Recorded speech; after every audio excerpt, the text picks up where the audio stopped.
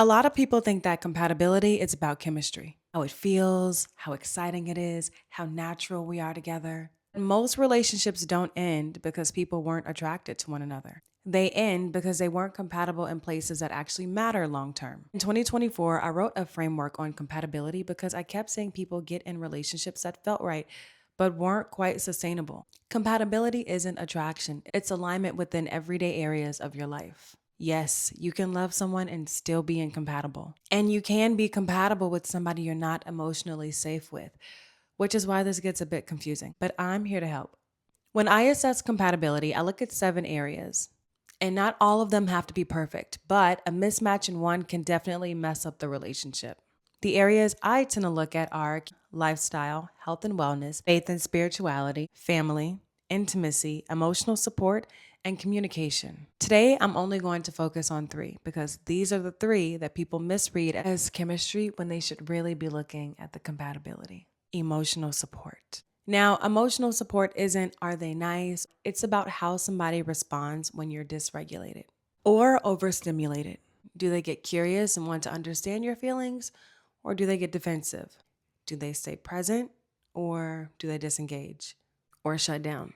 Sometimes people think that they're compatible with somebody because their partner's calm, when in reality, that person's actually emotionally unavailable.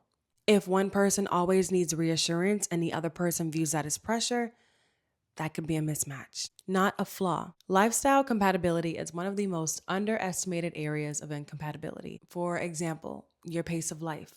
Are you a slow riser in the morning, or do you wake up and go? Are you an ambitious person and you need a partner that's ambitious, but instead your partner likes to rest and just kind of downplay the day? Are you somebody that likes structure from point A to point B? Are you flexible? What does your relationship look like in terms of lifestyle? Are you a planner and you feel like you'd have the best relationship with someone else who's a planner? Lifestyle choices matter. Intimacy. Now, intimacy isn't just sex, it's actually emotional safety, desire, and repair. Feeling wanted versus wanting to be isolated. Safety during conflict. Are you able to express your emotions without backlash or retaliation? Are you able to reconnect after conflict? Those are the real intimacy questions that you should be asking. A lot of people stay because intimacy used to be good, not because it still is. And that's how trauma bonds form.